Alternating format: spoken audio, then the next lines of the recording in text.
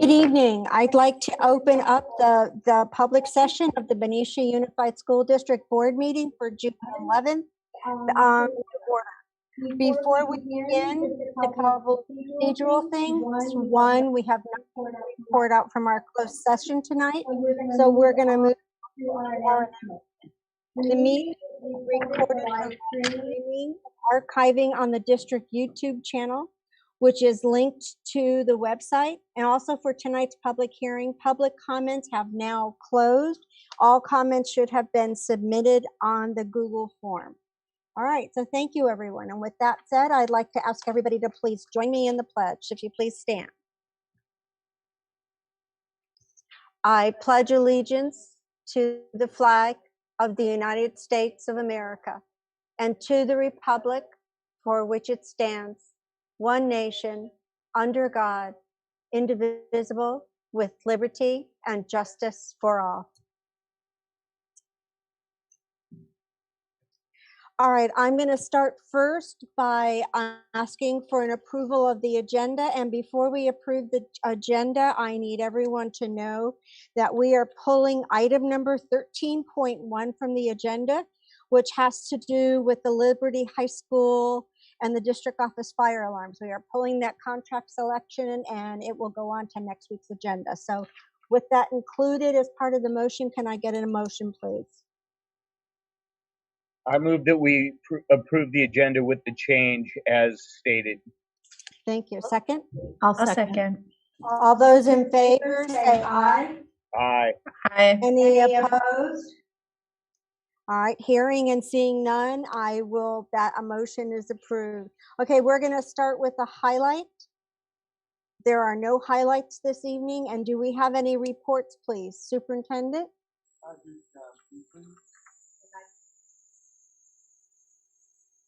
Very briefly, just to point out that the staff is continuing to work over the summer months, obviously, in the design team thinking about what school could look like in the fall. So we continue to do that good work. We're putting those scenarios together. There's lots of shifting sands of uncertainty, as I like to call it. There's lots of variables that we're working our way through, including the budget, which Mr. Rahab we'll talk about this evening because we're still waiting to get the budget passed from the governor. So lots of work to do. We have great confidence in our team to get that work done on behalf of our kids. So that's it from the superintendent tonight.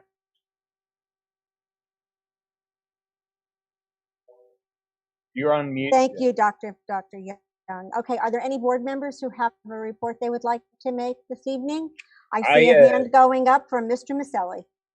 I'd like to really show appreciation to Benicia High School. The graduation was in a difficult situation. It was really great, and I had my youngest graduated, and we really appreciated the time and effort put in by everybody. I just thought it went outstanding overall, and I want to thank all the board members for being a part too. Okay, thank you. I could not agree with you more. Is there anybody else who'd like to make a comment? All right. Sherry?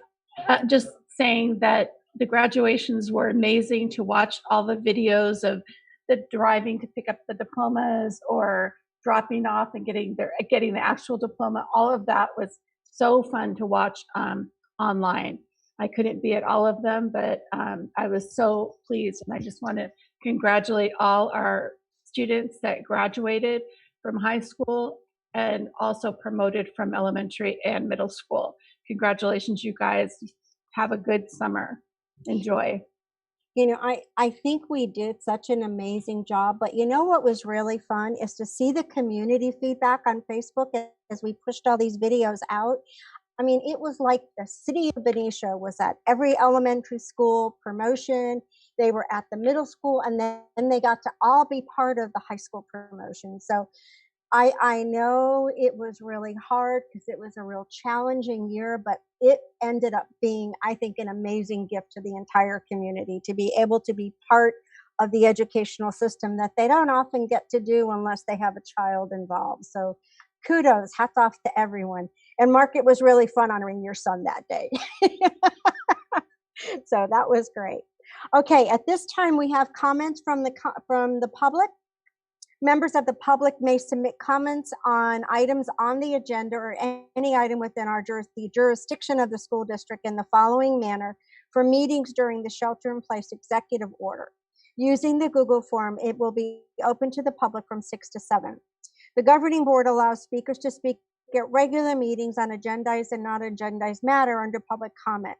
Comments are limited to no more than 3 minutes per speaker. By law, no action may be taken on any item raised during the public comment period, and matters may be referred to staff for placement on the future agenda of the governing board.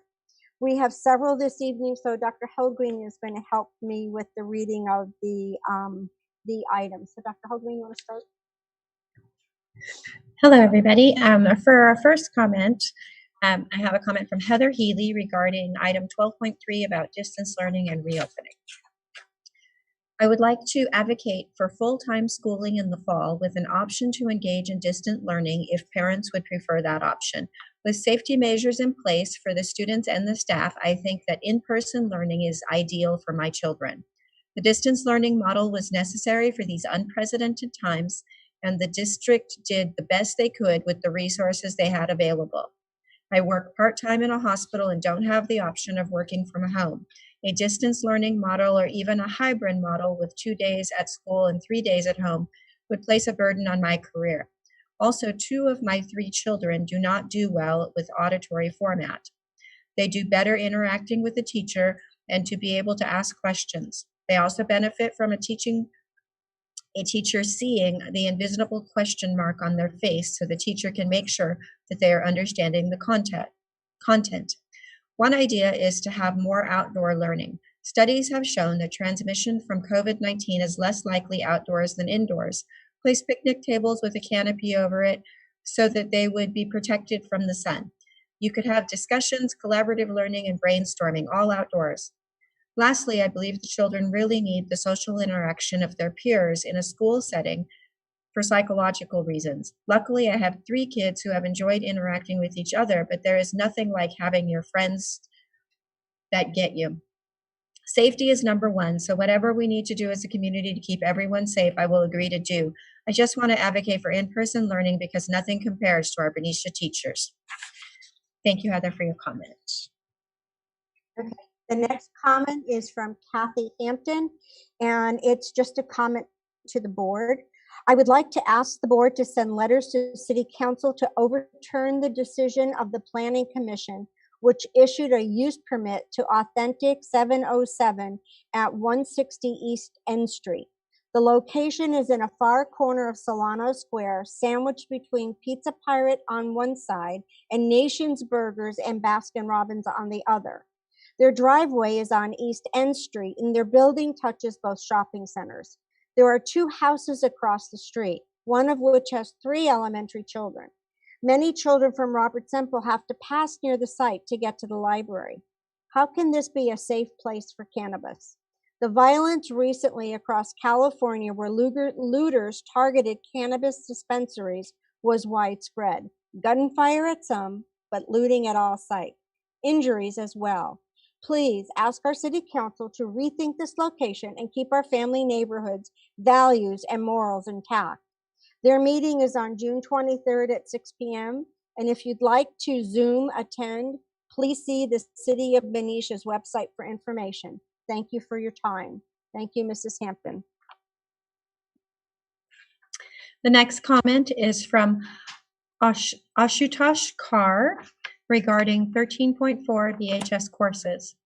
We favor the honors classes. It keeps up with the district's mission statement to let students achieve their highest potential.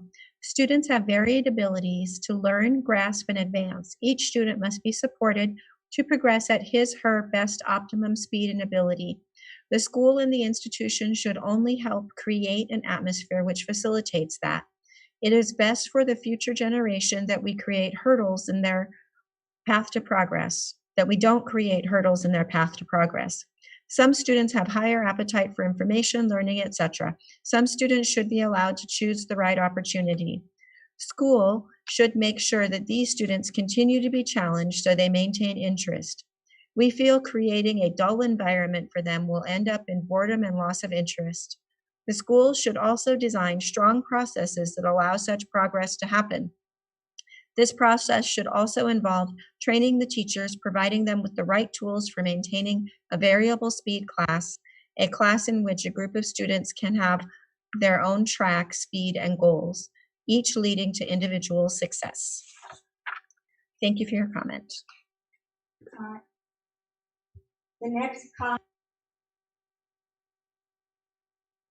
next comment is from Maylene Tag, and again, it's on 13.4 for curriculum. I'm very disappointed to learn that the honors English classes at Benicia High School will be canceled. I ask that you reconsider the decision. Honors English was one of the few opportunities that Benicia schools offered for advanced learners. These students benefited from being challenged with a more rigorous curriculum and being with their academic peers, socially, emotionally, and academically.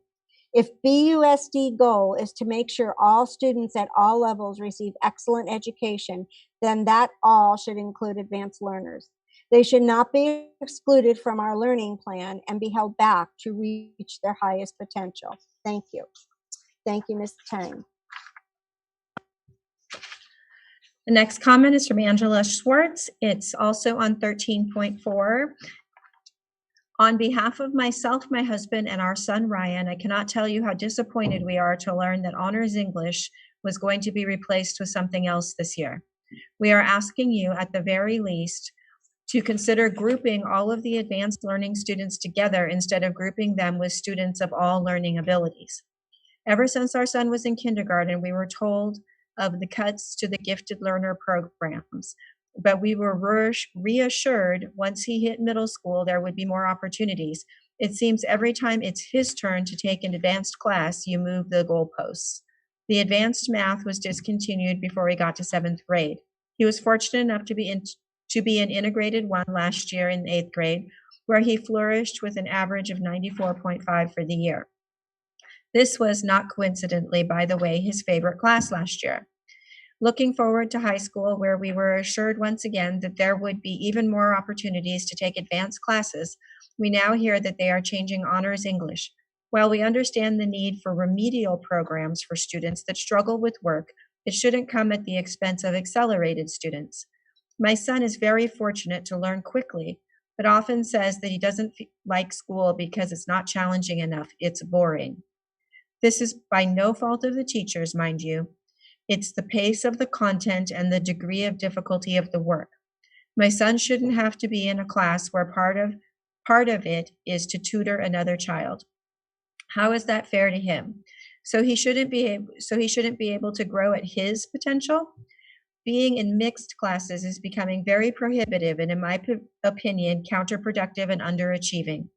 If you are going to continue to go ahead with changing the program, we are asking you consider keeping the high ability learners together. Shouldn't we be doing all we can to encourage the academic growth of all students? Please don't hinder the development of the high ability learners. If you truly believe the district motto that Benicia is a place where all students achieve at their highest potential in an engaging, inspiring, and challenging learning environment, then please consider changing the Honors English classes. Thank you for your comments. Okay, the next one is from James Lee on 13.4. Dear BUSD Board, I am shocked to learn that Honors English classes at Benicia High School will be canceled.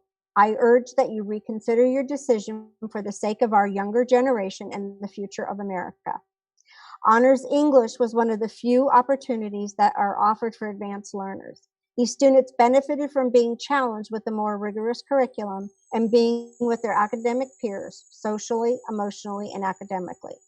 If BUSD goal is to make sure all students at all levels receive excellent education, then that all should include advanced learners. They should not be excluded from our planning and be held back to reach their highest potential. Thank you all for your consideration, and thanks for considering all of our students, Mr. Lee. Thank you. Okay, the next comment is from Amy Hersh, also focused on 13.4. I write to urge the district to reject the proposal to amend the curriculum at Benicia High School to replace Honors English classes with the general education pre-AP English courses. Under this structure, high ability learners will receive no advanced instruction in English until 11th grade. Not providing an advanced curriculum for students who want to take AP English classes in the 11th or 12th grades will leave these students unprepared for the rigors of AP courses and exams. My name is Amy Hersh. I grew up in Benicia and attended Benicia Public Schools from K-12. I attended the University of California at Los Angeles for college and law school.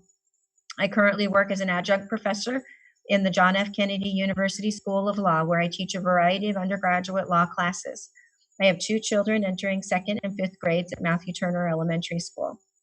I was disappointed to hear of the proposal to eliminate honors English classes. I had the fortunate experience of taking honors English courses 9th through 12th grades while at Benicia High. My honors English courses were the most rigorous courses I took at high school and even college, and I credit these courses for giving me a strong foundation in writing, reading, and analytical skills.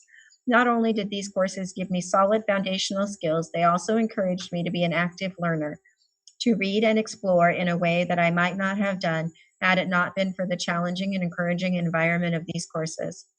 The current proposal does not account for the needs of high ability learners. Like any student, high ability learners deserve to be challenged in education. They deserve to be prepared for taking an advanced AP curriculum, which is essential to their ability to attend college. Eliminating these courses will do these learners a disservice, watering down their education and rendering them unprepared or perhaps even unmotivated to take the advanced classes they need to compete. Benicia schools have an excellent track record of providing a strong educational foundation for students. I decided to move back to Benicia for this very reason, so that my sons could receive a top-notch public school education. The district should maintain honors English classes and add pre-AP honors English courses to continue providing an excellent education for all students. Thank you very much for sharing.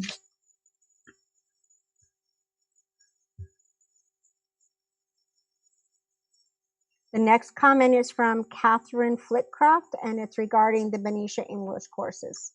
If you had a talented athlete who wanted to play varsity football, would you tell him he would have to train in a regular PE class and hope that he trains hard enough to reach that goal on his own? Or hope that the PE teacher takes time out to work with him? No, we would never do that. Athletes require proper coaching and individual attention to reach their potential. Then why is it all right to differentiate for athletic ability, but not academic ability? Advanced learners need to be challenged at their level too, just like a talented football player. That is why we ask that Benicia High School offer an honors English class for these students. The problem is not so much whether the English curriculum is pre-AP or not. The problem is whether or not the needs of all students, including high ability students, will be met. If it is true that some of the honors English classes were not meeting the needs of the students, then why not figure out why? Do the teachers need more training in how to challenge these students, or is it the problem with student placement? If it is difficult for teachers to provide the right level of instruction in an honors classroom, then how much more difficult will it be in a mixed ability classroom? We already know the answer to that question because our students have been under-challenged in class after class until they reach 10th or 11th grade when they could start to take AP courses. We know what our kids tell us, that in most of their classes the pace is too slow, or they know most of the material already.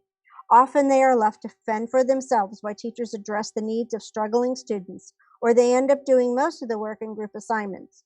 Advanced students need a faster pace of instruction, as well as greater depth and complexity in their classes. They also benefit from being able to work with their intellectual peers. Pre-AP is not an advanced or honors program. Therefore, by mixing all levels of ability in these classes, we risk hindering their ability to reach their potential. This is why we requested that the needs of high ability learners be included in the district's LCAP. And this is why we want BHS to keep the honors English classes one way or the other. All students need instruction which meets them at their level. Grouping by ability will help all students, as teachers will be better able to focus on each group's needs. If BHS changes to pre-AP English, then we ask that there be a pre-AP honors class as well. Honors classes are only elitist as football teams. All students deserve to be challenged, and honors learners are no exception. They need something more, and they deserve something more. Thank you. Okay, we are moving on to the next comment from Molly Weaver, also referring to 13.4. Good evening, school board members. Let us all revisit why we are ultimately here and what BUSD strives for, where all students achieve at their highest potential in an engaging, inspiring, and challenging learning environment. Having each student in grades K through 10 take the same English class at his or her grade level is not providing students an engaging, inspiring, or challenging learning environment to reach one's full potential. Although it is equal treatment to house all students in the same class, it is not fair treatment.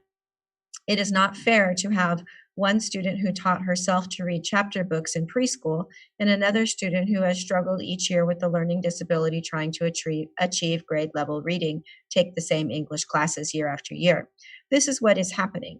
Both students aren't served well. Certainly all students should have the opportunity to take classes that challenge them and teach them new skills at a pace that is rigorous and engaging for that individual. BUSD goals go on to state, we believe education must be purposeful, challenging, and innovative. Students reach their potential when they are engaged, encouraged, challenged, and supported in the pursuit of their interests, passions, and talents. Every student has a voice and deserves to be heard. Each student that registered for Honors 9 and 10 this spring and those that signed the petition submitted to you on June 4th, 2020 deserve to be heard. If Honors English is not going to be offered, at the very least, pre-AP can be separated by sections, taught at faster, more rigorous pace by some teachers, and at the average pace by others, or at a slower pace by another. Thank you for your time and consideration. Thank you. This comment is also for 13.4, and it's from Megan Jahab. I and many other people strongly feel that taking away honors classes is the wrong thing to do. Many students need these classes for their personal and academic growth and to help learn skills that would help them succeed. Taking away these classes would be a huge downgrade because our students won't be challenged and will end up disliking the class they're currently in.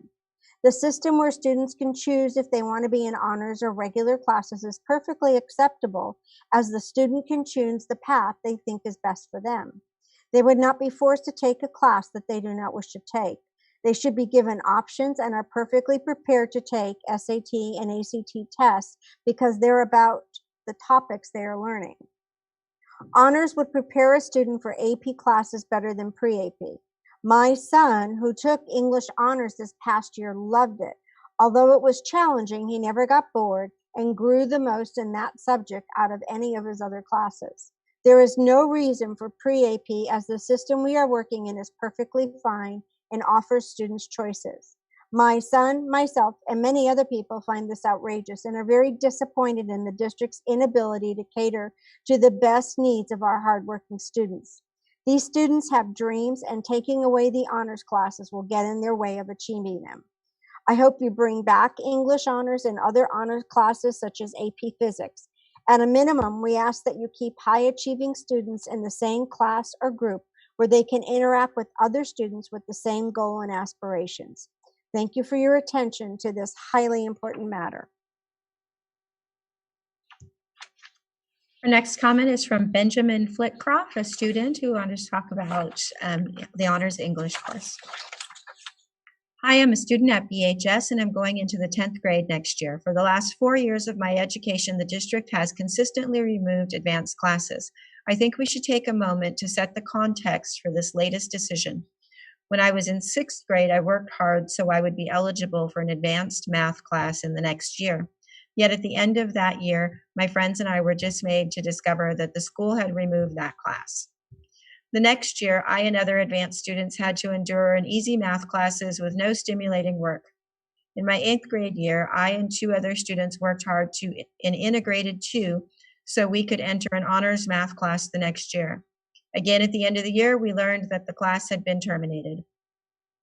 That was the starting point for a petition for better advanced classes, which started and progressed through my 9th grade year.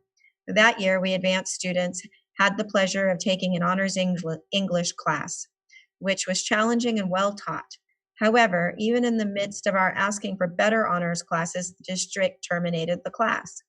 We advanced learners really need and appreciate these classes, and I think I speak for all of us in saying that I'm very disappointed and frustrated with this decision. This latest termination has been particularly disappointed given that we were already trying to address this issue within the district. So please, at least group advanced learners together. It is important for our future that we are sufficiently challenged. Thank you. Thank you, Benjamin. All right, the next comment is from Phil Miller from Laurel Creek in Benicia, Laurel Court, I'm sorry, and it's regarding adopting the pre-AP class. It is my understanding that the pre-AP program that BHS intends to adopt will include both regular and honor students in the same classes. There are legitimate reasons for integrating all students into one level of instruction. The most important reason for advocating for an integrated learning environment is around the issue of equity. We do want all levels of students to at least have access to a rigorous high school English curriculum to ready them for college and career. However, I want to voice issues about eliminating the English honors program beginning next year. My son, who is in honors English, has grown considerably from the intellectual challenge given to him by taking Mrs. Green's class. He has also described some of the assignments given to the regular English track, which appear at a much lower academic level, and he is grateful for the academic growth he has experienced in honors English. In practice, it takes lots of planning and preparation on the front end to differentiate instruction to all levels of learners at Benicia High School. I am a teacher and a social studies department chair at a private high school in Concord, and it has been 2 years since we have discontinued both our English and World History Honors program. After 2 years, both departments are still trying to solve the problem of differentiating instruction effectively to both regular and honor levels. This takes a lot of front-end planning, which has not been done yet by Benicia High School. In order for differentiated learning to be successful, it must be planned out carefully and at least piloted in some way before a rollout. Some suggestions. First, we should try different models of differentiated instruction at BHS. Pull out groups of students from each level and place them in collaborative discussions. Survey students, look at test scores, and other types of data should all be collected and analyzed at Benicia High School before eliminating honors classes. Thank you, Ms. Miller. That concludes. No, I have one more. Sorry. Sorry, one more. So for our last comment, it's from Daniel Zhang, and it is also on 13.4. I was not in total shock when I heard the news about the removal of English honors. Throughout the last few years, Benicia High School has continuously taken away challenging and rigorous courses. This one hit differently, however. English 9 honors is the best class I have taken at school. Not only was it my favorite class to go to every day because of all the stuff I learned, but I also enjoyed being with peers that were motivated and were eager to learn. Putting everyone in the same class does not help anyone. Higher level students often feel bored, and students that need help find it harder to get any. Education should be individualized. Each student should get the help they need, and each student should feel engaged at all times in class. I strongly hope that Benicia High School and the school district reevaluate the decision about removing honors English.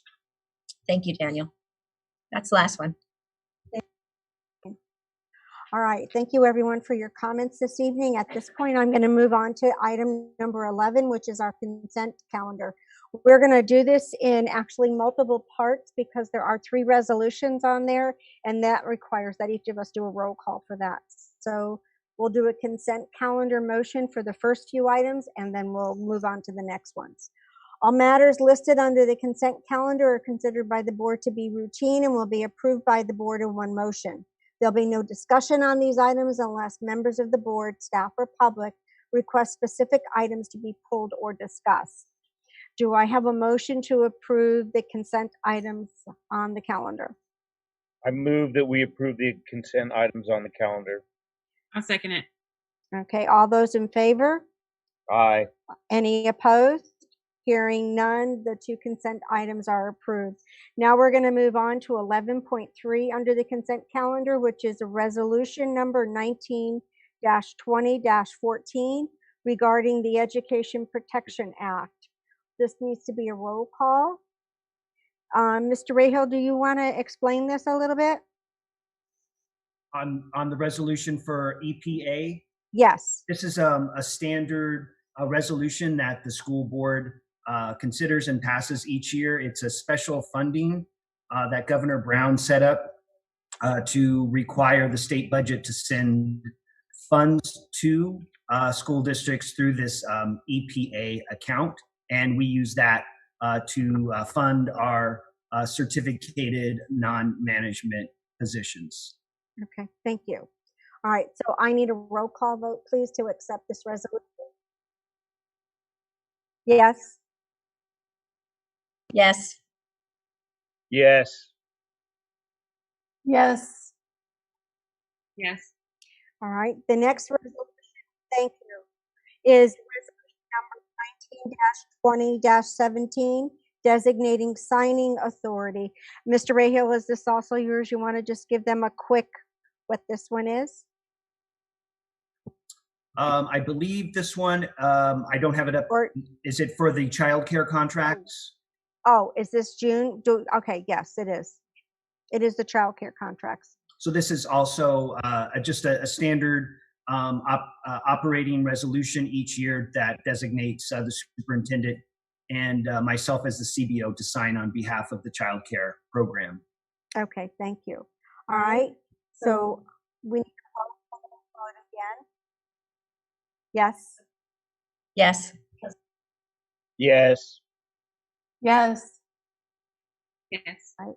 The last resolution is 19-20-18, designating signing and for the CCTR. Tim is shaking his head quickly. Yeah, that's the same. It's a different program within the childcare program. Okay, thank you. I'm sorry I'm asking you because I don't have the summaries in front of me. So, okay, thank you. So this is also a roll call vote, Mrs. Martinez? Yes. Yes. Yes. Yes. Yes. Okay, thank you, everyone. Now we're going to move into our discussion item, which is our budget update. And Mr. Rahab, I'm back to you. Yeah, thank you very much. Good evening, everyone. We have tonight this information item for you on our 2020-21 school budget.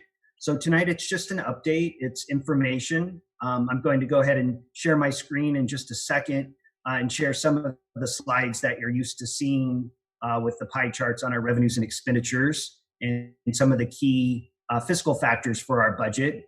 But before I do that, we will have this as an information item tonight. We're going to bring it back next Thursday on June 18th to ask the board as an action item to approve the budget. And what we're doing right now, we're using the best information that we have available, which is the governor's May revise budget. The state legislature is developing a state legislative budget that they send back to the governor with changes from his May revised budget. They have not reached agreement between the governor and the legislative budget proposals. And so what will happen is the legislature will vote on a budget on Monday, which then goes to the governor, and then they will, the governor will either approve it or veto it or provide some line item vetoes. But he has until the end of the month, till June 30th to do that. And so we will approve our budget based on the best information we have. And then what school districts do in July after the state has a final approved budget is we come back at a school board meeting, most likely in the later part of July, with an update with any changes on the final state budget. So we're required, we can't wait until July. We must provide a school budget, and we do that with the best information that we have. And so on that note, I'm going to go ahead and I'm going to share my screen and just go through some of our slides that will highlight our budget. And this is basically the same information that we shared on May 28th. We did our public hearing. We provided an update last week at the first meeting in June, and we're just going to go through the same slides to remind everybody what is going on at the state level and how that impacts our school budget.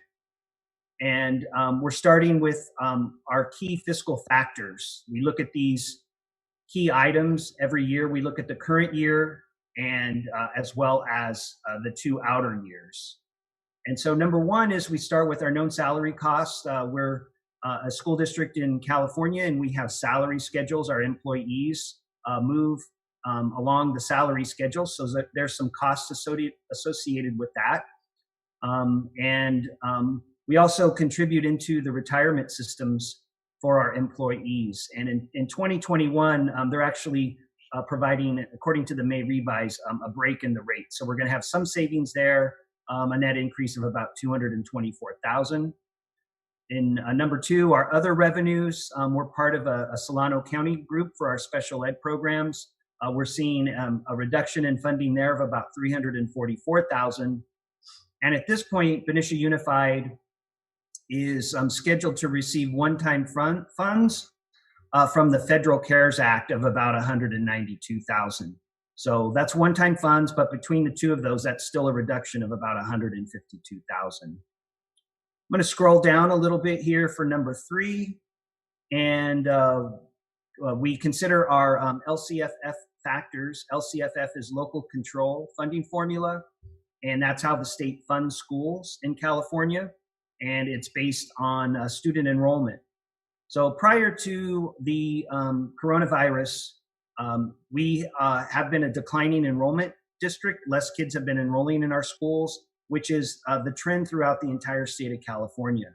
So you can see that that trend continues for the next couple years, and we will monitor that closely when school reopens in August. When we have less students, we also do what we can to adjust staffing and record those savings in our budget as well. I'm going to scroll down a little bit here to number five.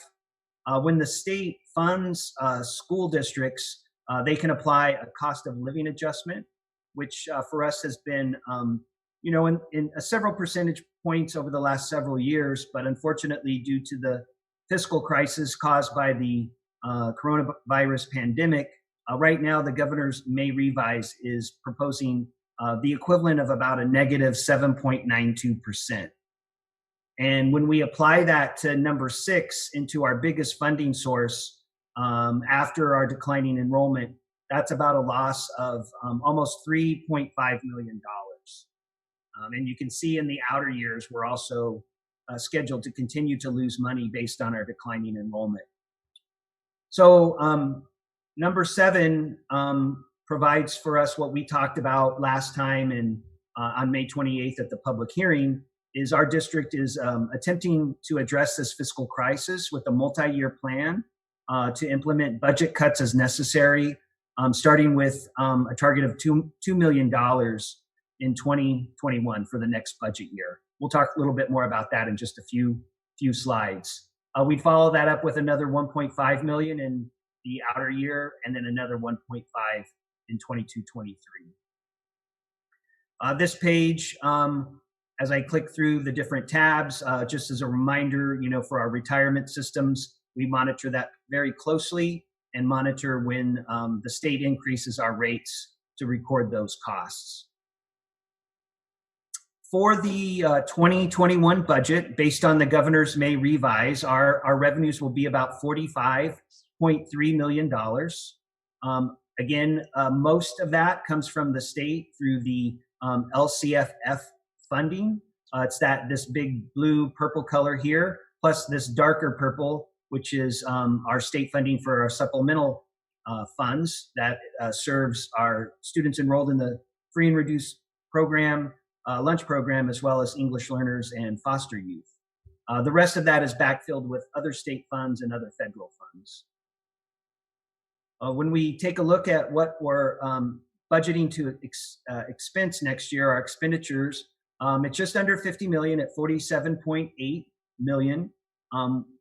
We provide, the education as all school districts do in California, and we do that with our staff, with our teachers and counselors and classified employees and administration. So it's anywhere between 85 and low 90% And so our budget shows that, you know, our budget is 90% salary and benefits because we hire people to provide all those services, and about 10% for supplies and services. What we've done in this expenditure is we have booked a target of $2 million in budget cuts. And so this number of $47,778,000, that is reduced by a $2 million target.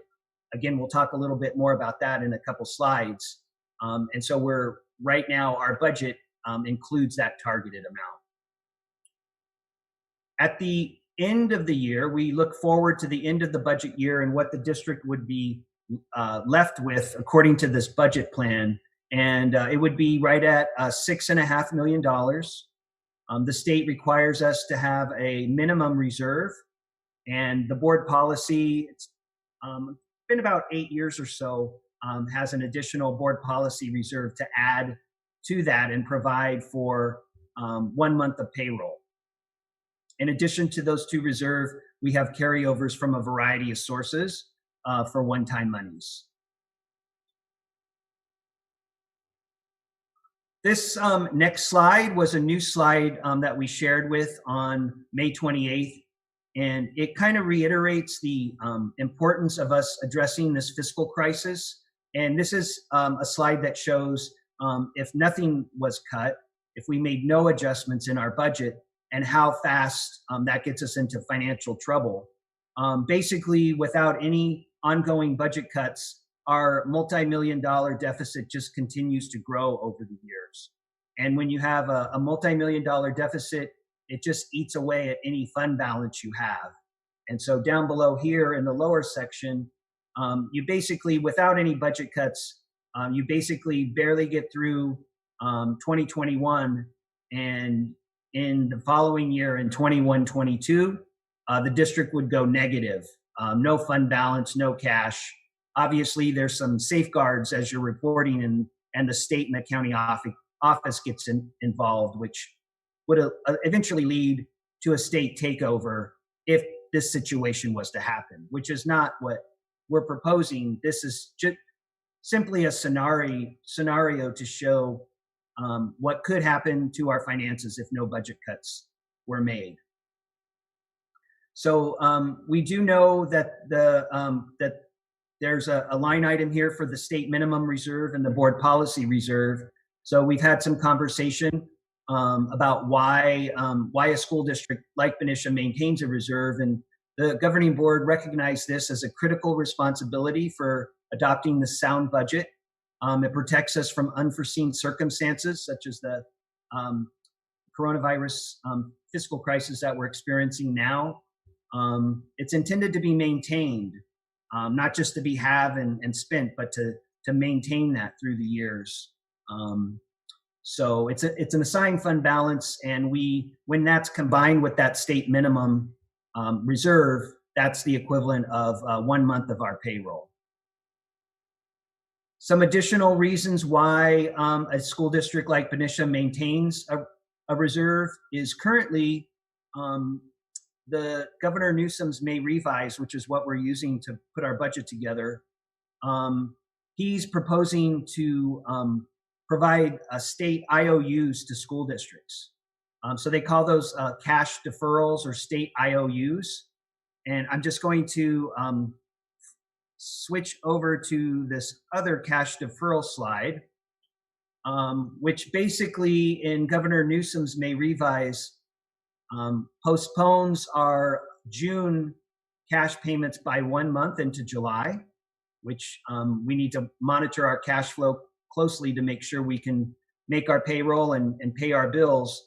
And towards the end of the budget year, it gets magnified into 3 months, getting deferred into the following fiscal year. And there's a question mark here. It could be July or later. And so that really puts a strain on our cash flow. And when a district does have a reserve, it helps ensure that all of your financial obligations are paid. And there's a second page here that it basically reiterates what's on this top page. where you're seeing things cross over into different future fiscal years. It's a promise to pay, and we just have to really monitor our cash flow closely. So I'm going to go back to our other slides here. Maintaining that reserve will help with those state IOUs. We're funded by the state. The state taxes, we really don't know where they're going to come into to the state budget. We'll have a better idea in August after income tax returns are filed. It's volatile. We have our automatic increases in our annual operational costs. We're declining enrollment. Since I've been here, both the food service program and the preschool childcare programs have paid for themselves. So we're monitoring them closely so that they can continue to do so. But if they come into some sort of fiscal crisis as well, that would look to the general fund to make a contribution. So the current budget does not budget any type of contribution to our separate food service program or preschool and childcare. So we know we're right in the middle of COVID-19, the coronavirus pandemic. Don't forget there's other unknown economic events that can happen with other natural disasters, most recently with fires and smoke and air quality. We've had earthquakes in the Bay Area, and so any types of unknown economic effects that could be caused by those natural disasters as well.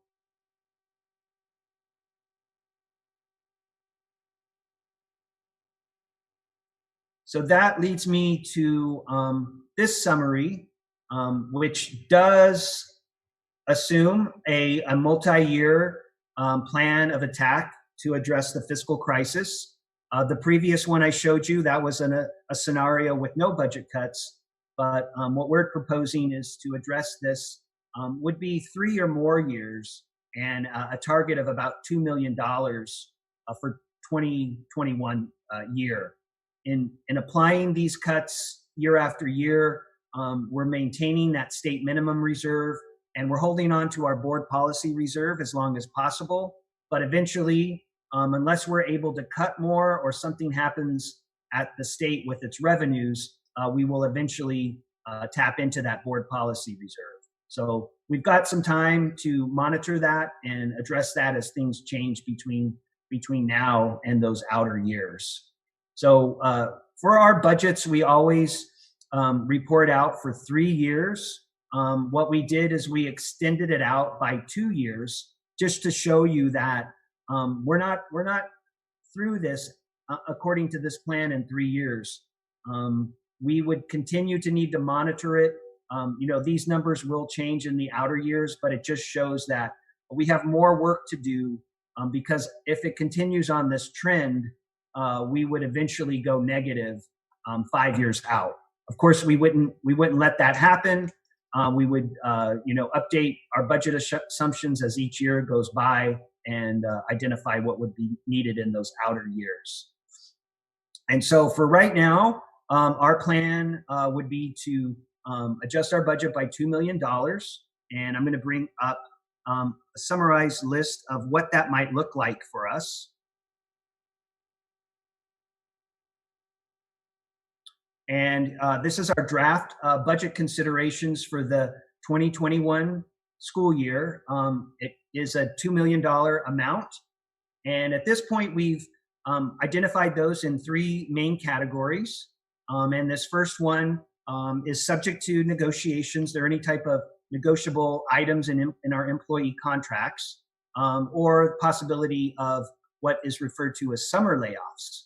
So we have a targeted amount of about $700,000, and we're currently in discussions with our employee groups. We want to continue those discussions, for June and through July, because we really think Governor Newsom is going to wait towards the end of June to sign any type of budget, and then what then gets triggered is whether or not the state is going to allow us to provide some summer layoffs, which currently is not allowed unless there are certain triggers in the budget.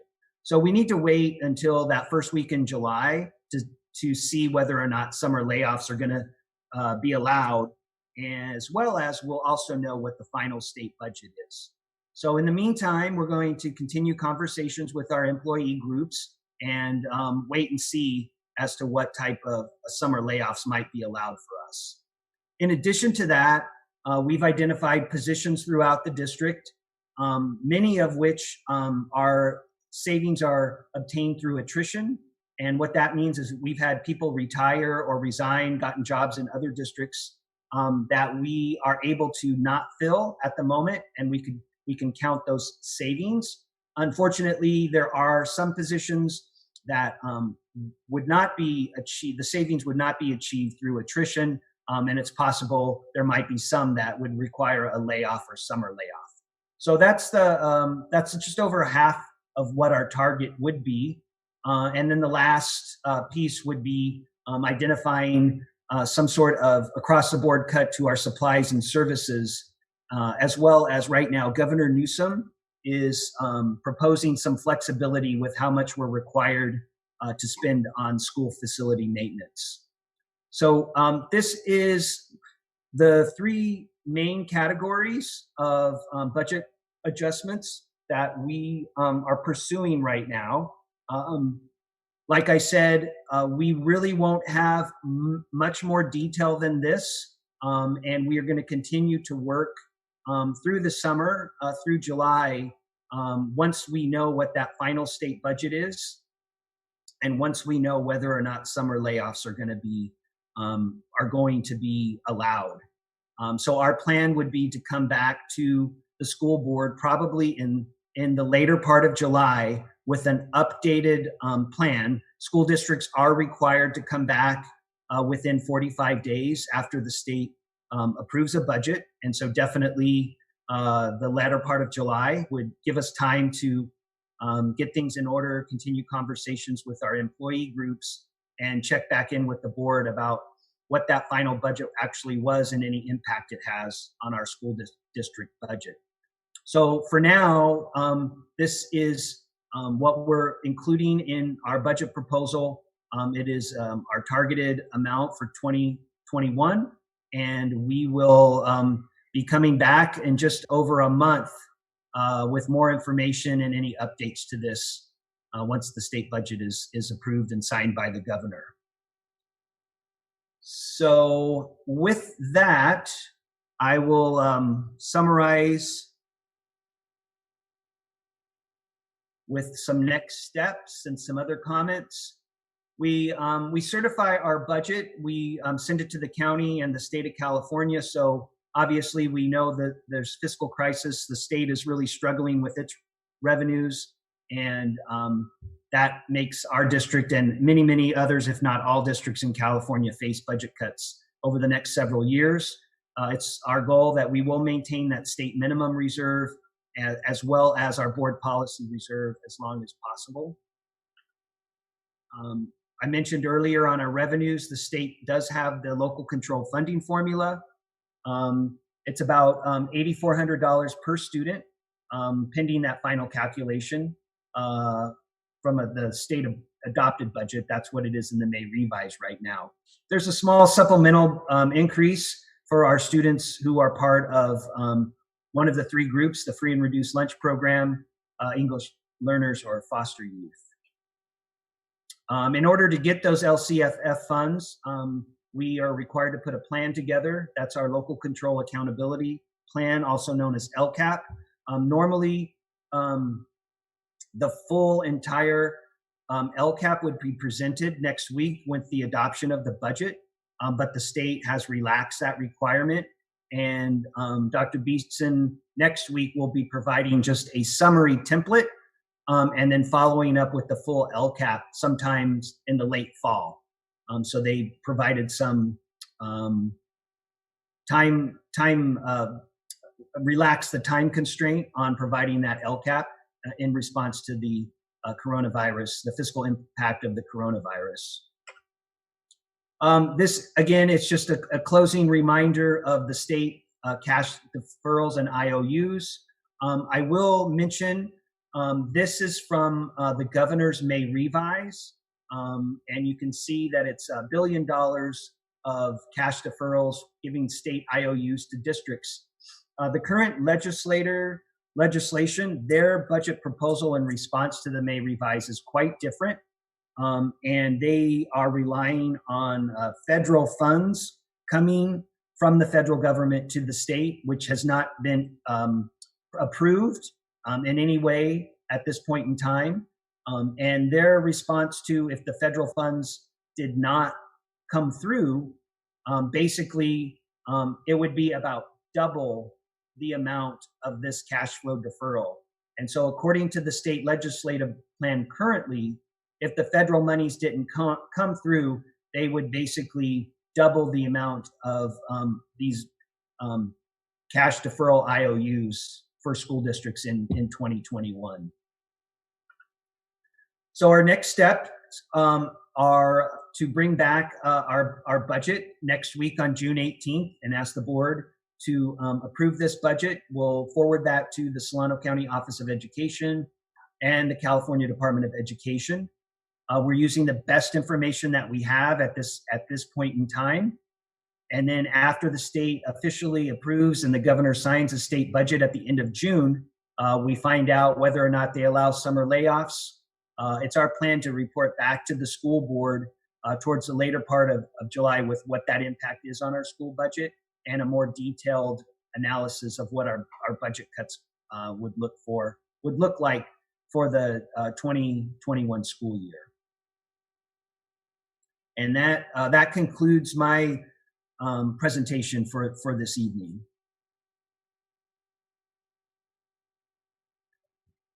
Thank you, Tim. Wow, Tim, that's pretty, it's rather depressing.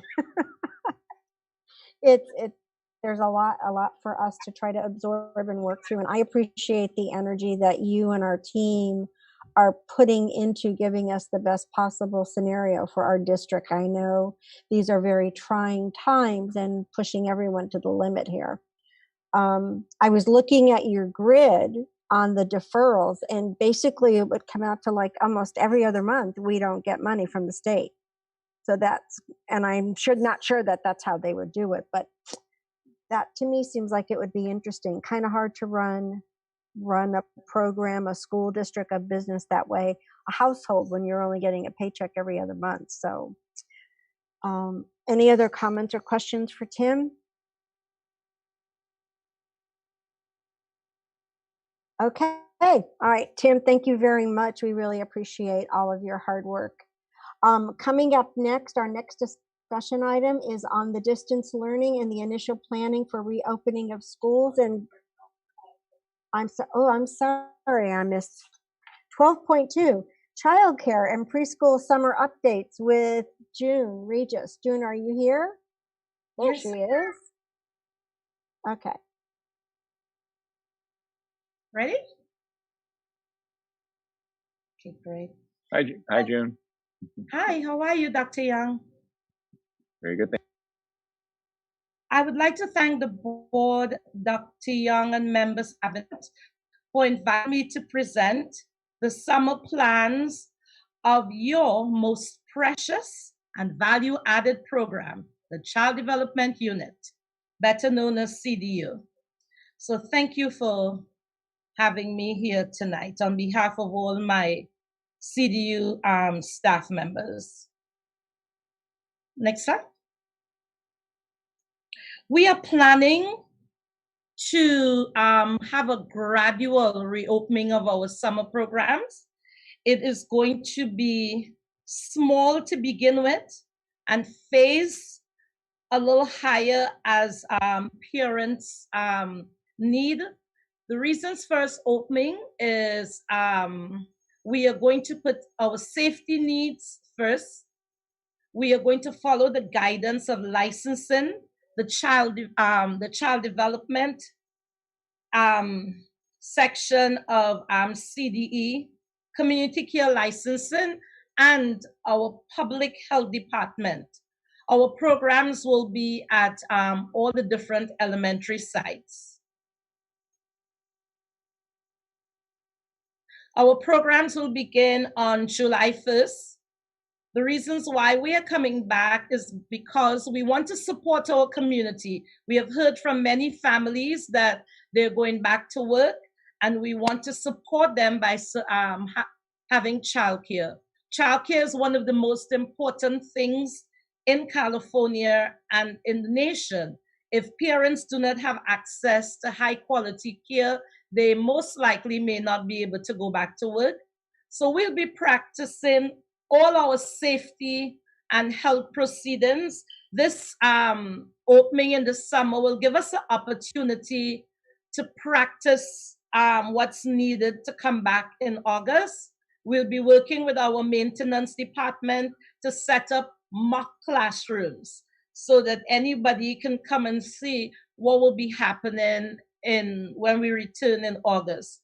We also have some state subsidized contracts with the child development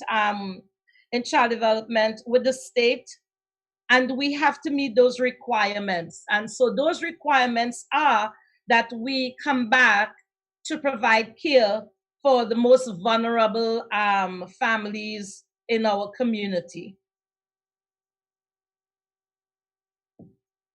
So one of the big things is health. And so we are proactively going to teach what we call social responsibility. This includes social distancing. We're going to teach and remind students when to practice their hand washing, show them how to do it, how to sneeze properly in their arms. We're going to work with our health department to follow their guidelines where there's 10 children in a group with teachers. The same 10 cohorts move through every day with the same staff. So there's no mixing of any cohorts. Terry Dean, our health director, is going to train our staff on all the health and safety practices. We'll be doing daily health checks for our staff and students. Parents will drop off their kids outside of the classrooms and will not be able to access our classrooms. We will have frequent cleaning of materials and furniture. And because our staff is already trained in it, we're working with Alfredo Romero, who is the director of maintenance, to ensure that we have everything that's needed. We will be serving individualized lunches, no longer family style, and we are also already in connection with Tanya, who is the director of our food services. Everything will be individualized for the children. They'll have their own tubs with their own toys and pencils. There will very rarely be anything shared. The things that are shared will be disinfected regularly between groups. And as I said before, parents and family members and community members will not be allowed to come into our classrooms. All our staff has already been trained during COVID time. We did a lot of professional development, and everybody has completed the integrated germ management course by Healthy Schools Act. As a result, they are well able to clean their classrooms. Mr. Romero is purchasing all the PPE that we need for our classrooms, including our cleaning supplies and the proper signage. Our staff will physically come back on June the 22nd to prepare the classrooms and to run scenarios. I have applied for a couple of grants and have been told that I was successful, so I would have the money to pay for all our PPE purchases and all our cleaning supplies that's needed for at least 6 months. So in our preschool classrooms, it will be a full day. For our subsidized students, we'll start with 2 classrooms and build up as parent need. Our full cost, we'll start with 1, build up to parent need. We are gonna ask for subsidized that the parents are essential workers. So we've been calling families and asking who's back out to work. So we get essential workers as the state has asked us to do for the subsidized programs. Each cohort or group of 10 will have the same 2 teachers, and they will stay together until our programs end August 12th to get ready for coming back on August 18th. The same as our full cost classroom. Be a cohort of students, 10, same 2 teachers, and this will happen every day. So there'll be no cross-contamination of anybody else coming into the classrooms. We have a pre-K academy, which we've had now for like 6 years. And this is through a grant with First 5 Solano for $10,000. This pre-K academy is for students who had very little or previous preschool experiences, and these students are going into TK and kindergarten. It's like a boot camp, helping them with their social, emotional, and just an introduction into what it is to become a successful student. It's going to start on July 6th, end on July 31st. As First 5 knows, we could only have 10 students, so they have agreed to give us the same funders as the level of the 10,000, but we'll only have 10 students. It will be from 8:30 to 11:30. 2 teachers. We'll serve a snack, and food services will be preparing the snack, and it should be held at Robert Semple Elementary. Our school age program, we always have a very popular summer camp, and right now we have 40 students signed up for summer camp. These students will be in groups again of 10 students in a cohort in the multi-purpose room at Matthew Turner. It's going to be a full day program, 6:30 a.m. to 6:30 p.m. with 4 teachers, the same teacher in each cohort of students. The students will go out and play in their cohorts, come back in their cohorts, so there will be no cross, I hate to use the word contamination, but there will be no cross mixing, I should say. Our subsidized program is the same thing. There'll only be 2 groups of 10 students in 2 classrooms or our multi-purpose rooms at Robert Semple. 2 teachers, 7 to 6 p.m.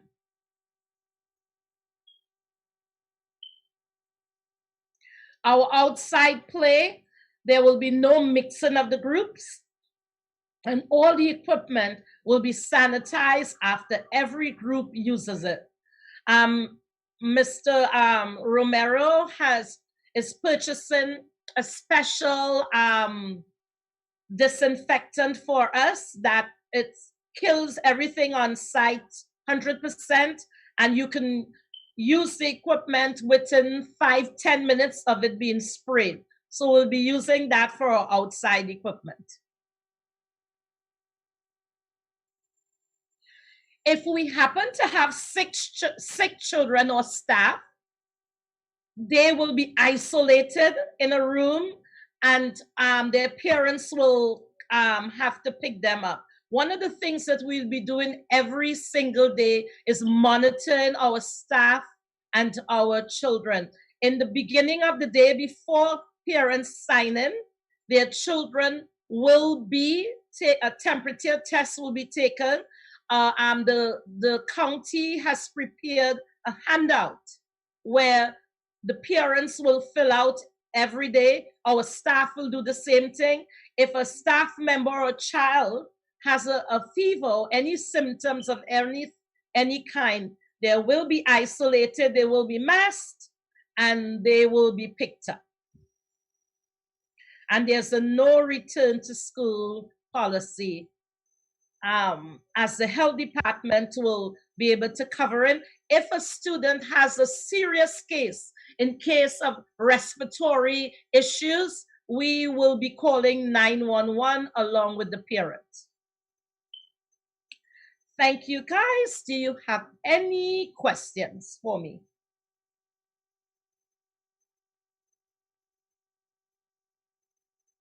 June, this is great, and I love boot camp. This is a wonderful gift to our parents. I know many people are asking for childcare, so hooray to you for being able to plan this and to find a way. Does anybody have any comments or questions for June? Just thank you so much, June, for putting this together. And I know it's going to be challenging, but I think with your guidance, I think that it'll just go over very smoothly. So thank you, and thanks in advance for what you're going to have happen. Thank you. Thank you, Sherry. Thank you, Diane. And thank you, board members, Dr. Young and Cabinet, for this opportunity. Spread the love. Thank you, June. Really well done. Thank you so much. We're looking forward to it. You do really exceptional work, so outstanding. Thank you. Thank you. All right, and I want to apologize again for skipping on the agenda. That's what happens when I don't read closely. So thanks, June. Okay, now we'll go to 12.3, which is an update on distance learning and the initial planning for opening its schools with Dr. Beetham. Sure. Thanks for having me. Good to see everybody. I don't have a presentation for you tonight. But I wanted to give you an update from last week as to what we've done so far and what's coming next. We have sent surveys out to our elementary, middle, and high school families. They closed yesterday, and my team is in the process of disaggregating that data and seeing what preferences are for folks if we are needing to come back in some sort of model other than full-time. We have just translated those surveys into Spanish, and I will get those out tomorrow morning to families that need them in Spanish. And then I'm working with Dr. Corona and making sure that we get one that's specific to families with students with special needs, because it was important for us. We thought about when we created the original survey to put the questions in that survey, but every time we've done that, the numbers don't quite add up. So even when other people answer the questions that don't necessarily have that same input. So we're going to create a special survey for those families as well. The other things we've done is we had a meeting with Alfredo Romero, Director of Maintenance, and our nurse, Terry Dean. We reviewed all the guidance and regulations that are continually updated. And we've started a pretty comprehensive list of what that means for BUSD. So we'll be able to share that, I hope, with you next week as to what it will look like when we bring students back. And you heard many of the same recommendations that June just shared, we will be doing as a school district as well. The other thing that we're going to be working with Alfredo on is walking a couple classrooms and sort of setting them up to see what will it look like and what will it feel like, so that teachers can start thinking about how instruction will look when we bring students back, if we have to bring them back in smaller cohorts. June gave you a great summary of her plan for this summer, and we've also met with her to talk about the need for extended childcare should we not be able to come back to school full-time in August, if we do some sort of hybrid model, whether it is an A day, B day, or a morning or afternoon session. And after lots of conversation with June and thinking about each elementary site primarily, she has assured us that she will be able to expand childcare. So for instance, if at the elementary we went with a morning and afternoon session so that we have kids in small cohorts, the teachers wanted to be able to see them almost every day, because that was a really important factor. If they're not in with the classroom teacher, so if they go in with the classroom teacher in the morning, they could roll into one of the childcare options in the afternoon, or vice versa. And so that would hopefully be a help to families, depending on what hybrid model we may need to go with. The other thing that we've been working really hard on is compiling a pretty comprehensive list of professional learning needs for our staff. They've given us great feedback. We'll continue to collect information from them about what they want and what they need. But for instance, and we're looking at how to do that in a digital platform, because right now we don't have the capacity to bring back our entire staff to do a PD day all together because of the size of the grouping. And so we're looking at and working with our county as well to put together a really robust set of modules on a digital platform that have everything from how do you truly create a distance learning course so that if we need to do that, it's kind of elevated from the distance learning that we've done this spring, but really turn it into more like a virtual course, social emotional learning, equity, curriculum specific differentiated instruction, using data, and special education. So those are just some of the topics that we're looking at trying to put together in some sort of digital platform for our teachers so that they are continuing their professional growth as well. The other thing that's been happening since we met last Thursday is Stephanie Rice has been meeting with teachers to look at supplementary materials and curriculum that is adaptable to support the core curriculum on the days if we have to go with a hybrid model where kids are in school some days and not on others, but that transfers more easily to a digital platform. And then she's also been working with our elementary teachers at different grade levels, and they've been amazing, volunteering their time to work and really dig into this. They're very excited to do that work to support or to continue to align essential standards. So we did that for the end of last year, and we're looking at how does that fit into the fall? Do things need to shift around? And so doing that with different grade levels so that we have more consistency across sites and grade levels as we move into next year. And so our next step is we're hoping next week to meet with the design team again to share the results of the survey and to get more detailed around some mock-up potential schedules for a phased-in return if we need to do that.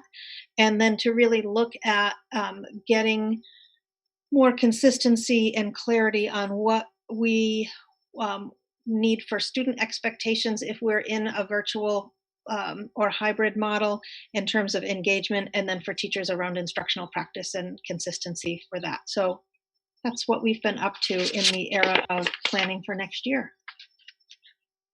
Any questions? All right. Anybody else have any questions or comments? I know you guys are working hard. I'm sure everybody's heads are buzzing, but I want to say thank you because that really is important work. That is why we're here. We're here for the work. So thank you for keeping it going. Absolutely. All right. I'm going to move on now. If no one has any other comments or questions, did I see somebody's speaker go off for a second? No? Okay. So then I'm going to move on now to the non-consent action items. And the first one is a resolution number 19-20-16, consideration and approval. And Dr. Young, if you could explain that to us, please. Yes, this is the resolution that we'll sign at the end of the board meeting, President Frucci and me, signaling the county that we will be having an election this year. Because we have 2 seats that will be open. Just a reminder to the public that we went to area trustees, and in 2 of the areas, we have 2 trustees whose terms will expire, Dr. Stacy Holguin and Dr. Moss. And just to let everyone know that in these areas, Dr. Moss will be able to run again, and we hope she does.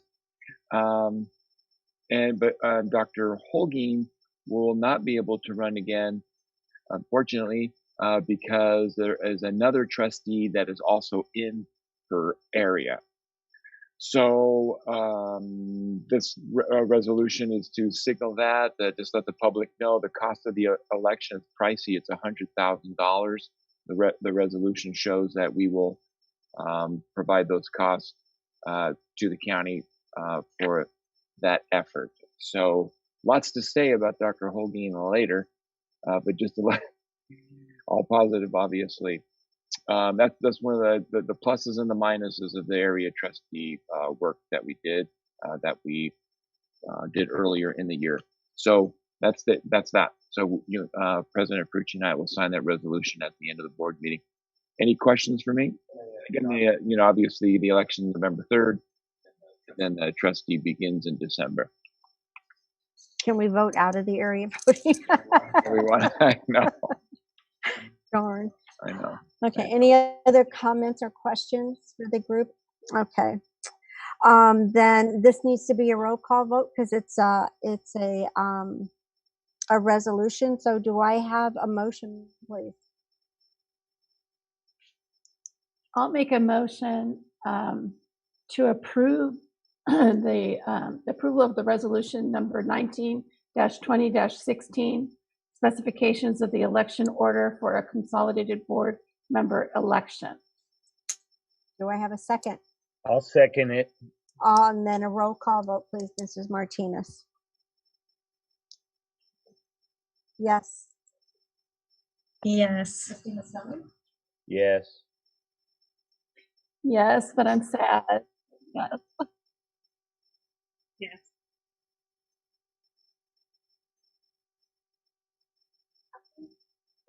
Unmute again. Okay, the resolution passes. I'm going to go on to 13.3, which is consideration and approval of the curriculum adoption for Liberty High School, and that's Dr. Beatson. Okay, thank you very much. I'm going to actually turn this over to Stephanie in just a minute, but we're really excited about the work that's happening over at Liberty High School. And we identified a need to look at a different curriculum for their English classes, 10th through 12th grade, so that it raised the level of rigor and expectation and provided some consistency. So I'm going to let Stephanie talk about the process and the curriculum that we're proposing is adopted. All right, thank you, Dr. Beatson.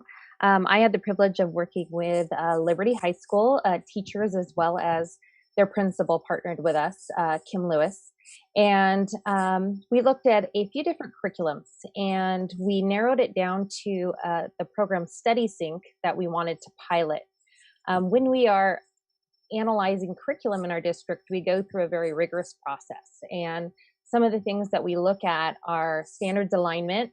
We look at universal access opportunities, student engagement, the inclusivity of the program, as well as ease of use and the assessment pieces that it has. We also do some research in platforms such as EdReports, and Study Sync had the highest marks in all areas. When we debriefed together the team as they were going through this process with their students, the team rated it high in all areas as well. And the students also gave positive feedback in areas such as one student said he liked it because they did work the whole way through. And as we dug for more on what that meant was right away the kids are asking to respond, whether it's to video, to what they call blasts, where it's updated daily on relevant articles that pertain to what's going on in the world. And the students respond to it kind of in like Twitter posts, and they feed and they respond to each other. And it also provides further vetted research links, so students that want to dig further into those topics can. An example of this, June 6th, they had a blast that was titled Ripples of Protest, and it asked the students how have protests changed the course of U.S. history. On June 9th, their topic was drawing lines, and I know we were out at this point, but this was just something I was checking in to see how they were doing, updating daily. And it was, what are the social effects of discrimination? So it's very relevant to what's going on, as well as taking classic literature blended with contemporary literature so the kids are exposed to both. We evaluated it on how culturally relevant it is and different perspectives brought in, and it met all of those areas. For our EL students, there's supports built in for both integrated and designated ELD, and it is provided in 7 different languages. It's online digitally, as well as there are components in text version. There is a lot of differentiation pieces. We worked with Miss Sauter at Liberty High, and she was really excited about how it really brought the main points of the grade level standards. All the lessons looked like everybody else's, but she was able to go in and modify it specifically for her students' needs, such as lexile levels, etc. And then they also bring in an aspect of social emotional learning, where students are reflecting on their own work along the way and evaluating themselves. So the team at Liberty High unanimously voted yes to bring this forward to you, board, and would love to adopt this as their curriculum for Liberty High School. Any questions? Stephanie, can you share the name of the program again? Yes, Study Sync. Study Sync. Okay. Yes, look it up. It's amazing. I will. And does Study Sync only cover English, or do they have other components as They well? also have science. Okay. Does anybody have any questions or comments? Okay, then I'm going to call for a motion to approve Study Sync for Liberty High School. I'll make a motion to approve Study Sync as presented. Is there a second? I'll second it. Do all those in favor say aye? Is it a roll? I'm sorry. I'm sorry, Mark, I didn't hear you. Oh, it's not a roll call vote? No, only a resolution has to be Okay. a roll call vote. Aye. Yeah, sorry. Okay. No, that's okay. All those in favor say aye. Aye. Aye. Any opposed? Seeing and hearing none, I will say Study Sync in English will be approved for Liberty High School. Thank you. Okay, the next one, 13.4, is consideration and approval of the following Benicia High School course outlines. The pre-AP English 9, pre-AP English 10, English reading and writing composition 11. Dr. Beatson? Yes, thank you. Thank you, board. I'm really excited to bring these updated courses to you. I want to give you a little bit of background about the process we went through in looking at updating these curriculum, and also to explain the why behind it, and the fact that just skipping to the pre-AP courses, which are pre-AP 9 and pre-AP 10, those are part of the AP package. So we've already approved, or you have already approved, the AP put out by College Board. So this is an expansion of that curriculum into other grade levels. And the same with ERWC, the expository reading and writing. We already have that approved for 12th grade. We're expanding it because now they offer it for 11th grade as well. So because of that, we needed to update our courses at Benicia High School. The English teachers, through lots of conversation, we decided we needed to get more consistency around what curriculum materials were being used. We did look at our data. We talked a lot about having equitable experiences for students and raising the level of rigor for all students, and that it needed to have consistency, so it didn't really matter which teacher you had, that kids had equitable types of experiences. And to do that, we needed to have more consistency in the actual curriculum that was being used. And so we looked at several different things, and they piloted one last year, Springboard, which they did not like, and we did not get good feedback from students. And pre-AP, because we already use the AP program, also rated very high on their list. And so we're going to expand that next year into the 9th and 10th grade curriculum. We have a strong belief that all kids can learn at really high levels, and this curriculum and this material, when put into the whole course, will elevate the instruction for all students using these elevated materials. So the pre-AP curriculum, both in 9th and 10th grade, takes about 60% of the school year, and then the other percentages will be teacher created material. So it will do their novel studies and other components, and they have worked really hard over this last spring to come together on what that looks like. There will be opportunities for choice, both inside the classrooms and between teachers around what's relevant and finding other relevant supplementary materials to embed.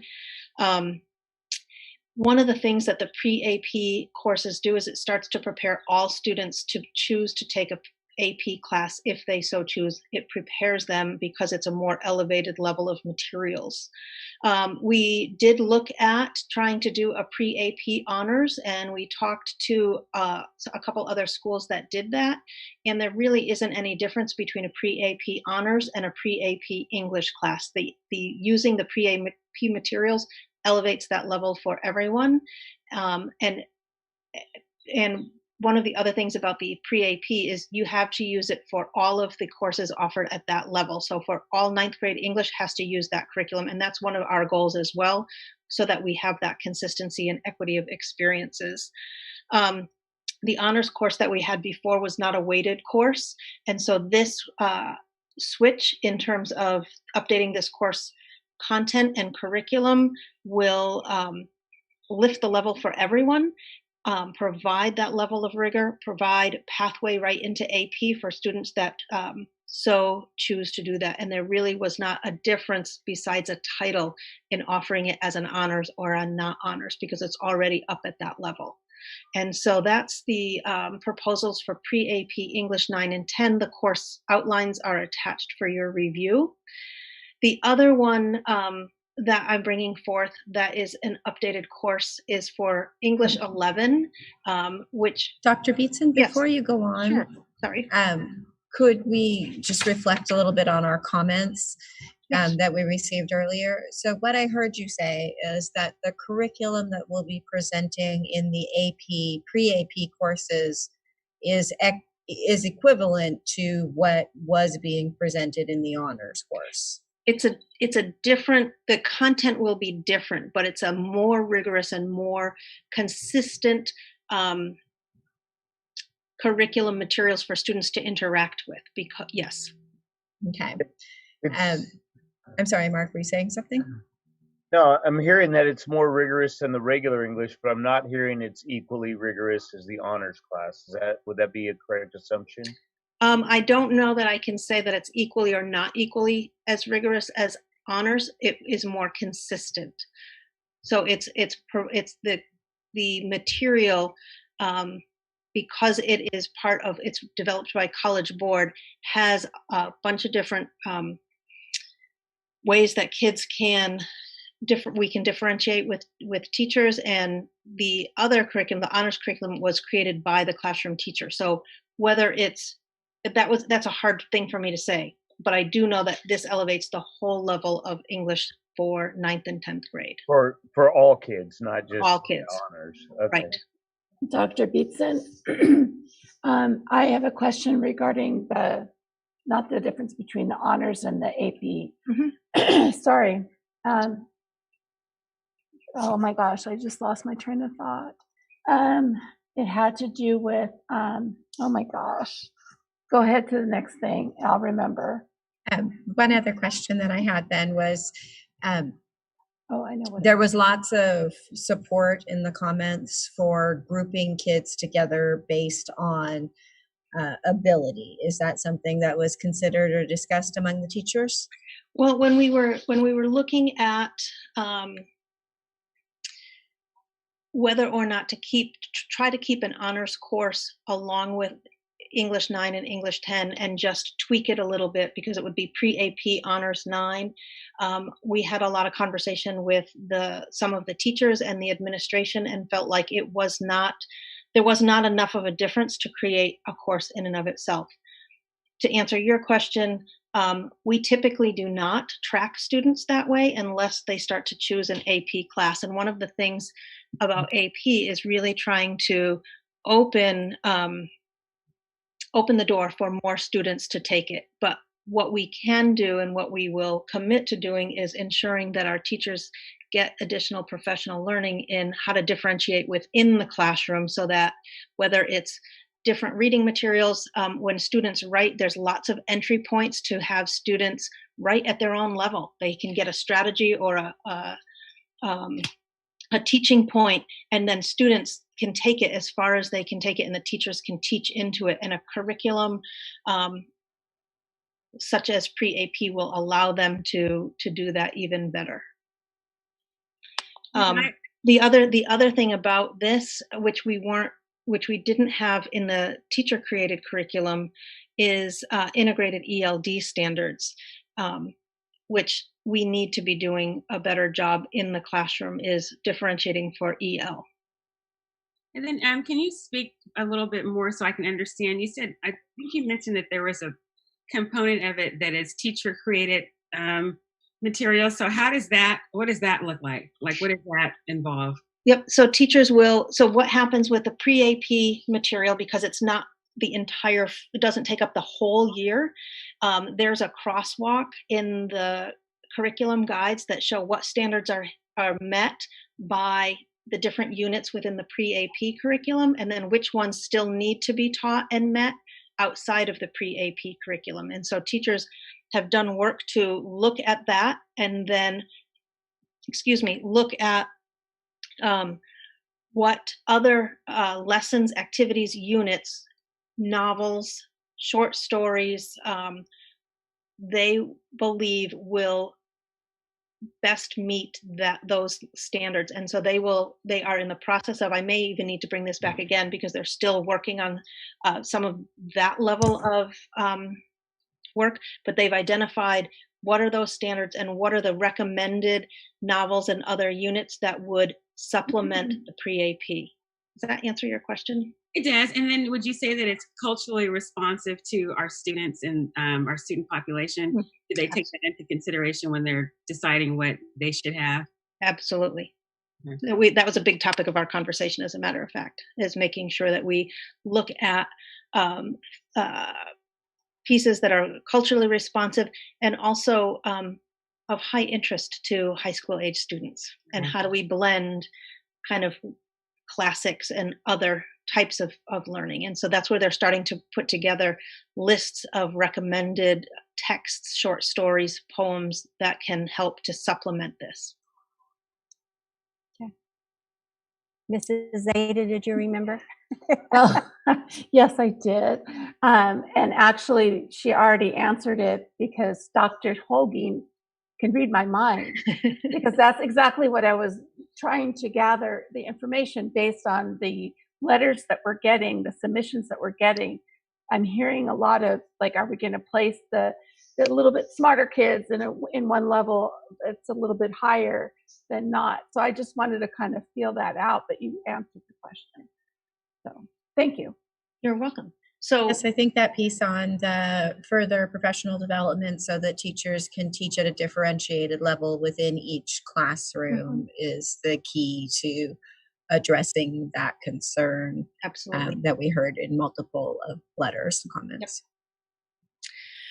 The other course that has been updated for your approval is using expository reading and writing. And so we already offer that course, and now we are expanding it because they have curriculum that expands into 11th grade.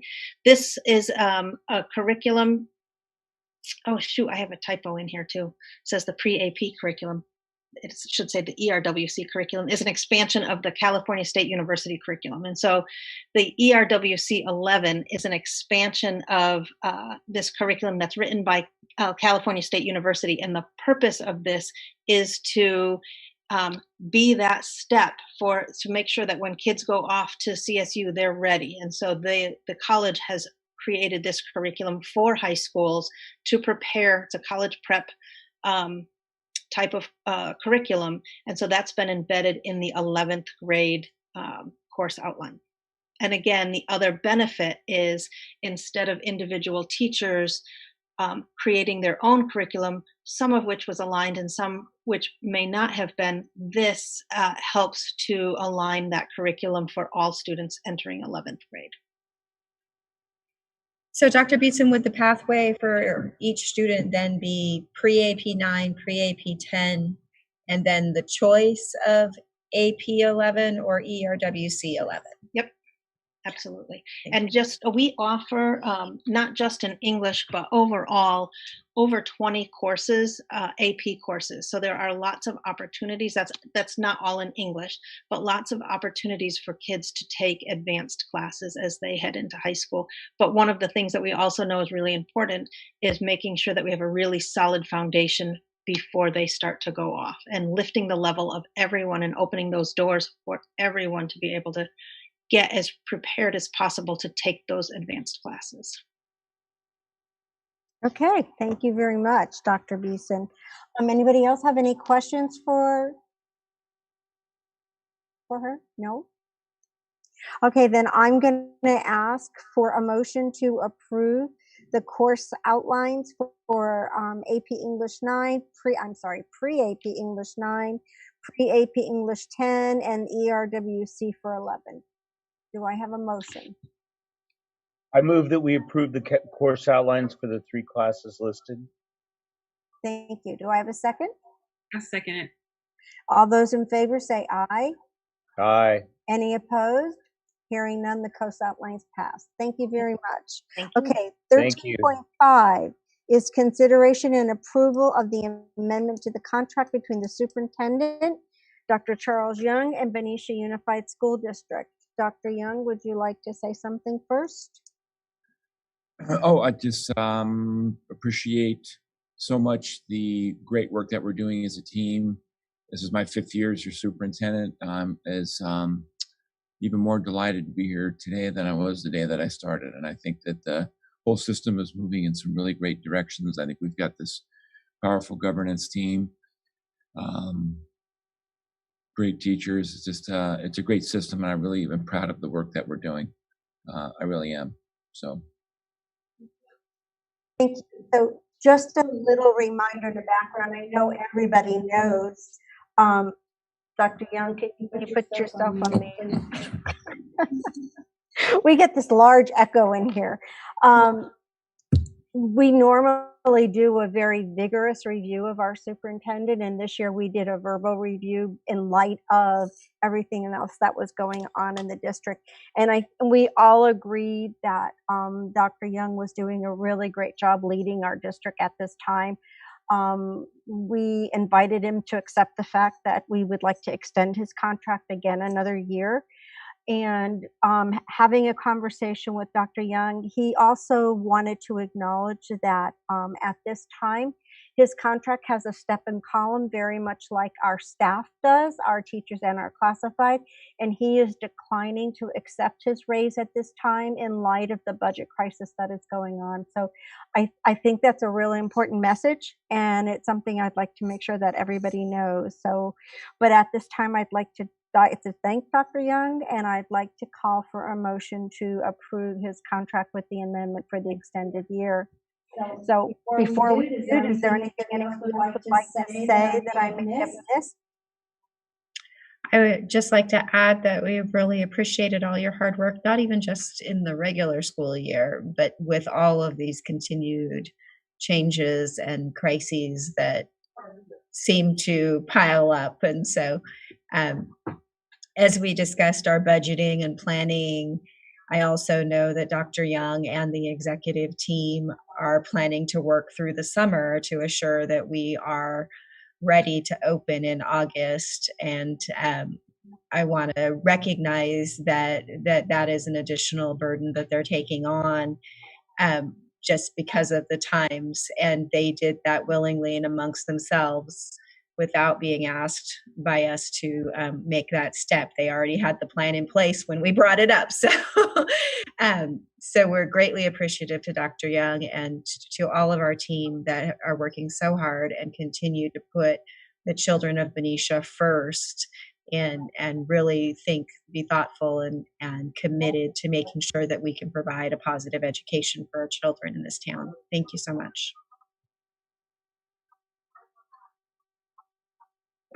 Yeah, I'd like to just really say thank you to Dr. Young too, showing great leadership, and the whole cabinet doing a great job through all of this. I mean, the distance learning, knowing I work in a different district and I talk to people in a lot of different districts, Benicia was top of the class in terms of getting ready for distance learning.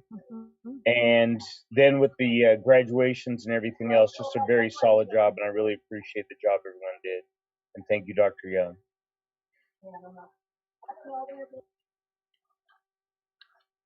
I'll also say thank you, Dr. Young. This has been an unprecedented year, and we've dealt with a lot of issues that don't happen in a century. So you've done a great job in guiding everybody, and your team has been working great together, and it has trickled down to all our staff. So with that, thank you very much. And also the fact that you are foregoing your compensation raise this year, for me, that meant a lot. And I hope that the community and our staff and teachers understand that that's a big give. And I really, really do appreciate that. Thank you so much.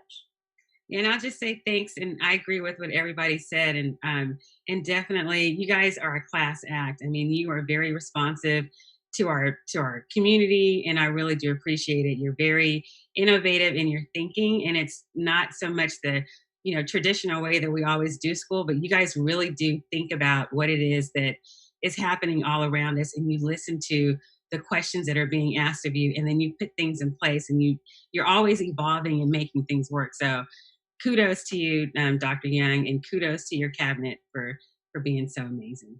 And I'm glad that I'm a part of it. Well, we are too. Thank you so much. Humbling to hear you say that. What really struck me with your comments, and I know I didn't have too much to say at the beginning. I always have a hard time talking about myself. But the core of many of your comments were about the whole team. So thank you for that. It really makes me feel great that we spent so much time coming together and working as an effective team. So thank you so much. It's an honor to be your superintendent. Thank you. Okay, with that said, I'd like to call for a motion to consider and approve the amendment of the contract for Dr. Young, along with the extension, and that we are accepting the fact that he is going to forgo his raise for the year and based on the budget crisis. So if I can have a motion to approve that contract. I move that we approve the contract. Do I have a second? I'll second. All right, all those in favor say aye. Aye. Any opposed? Okay, hearing none, the contract is accepted and approved. So we thank you, Dr. Young.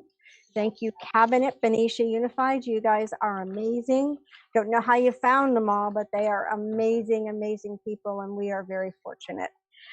All right, with that said, you know what? It's the last item on our agenda. Thank you, everybody, for hanging in there. And at this time, our meeting is adjourned until next Thursday. See you then. Same time, same place, people. Same time, Thank same you, place. everybody.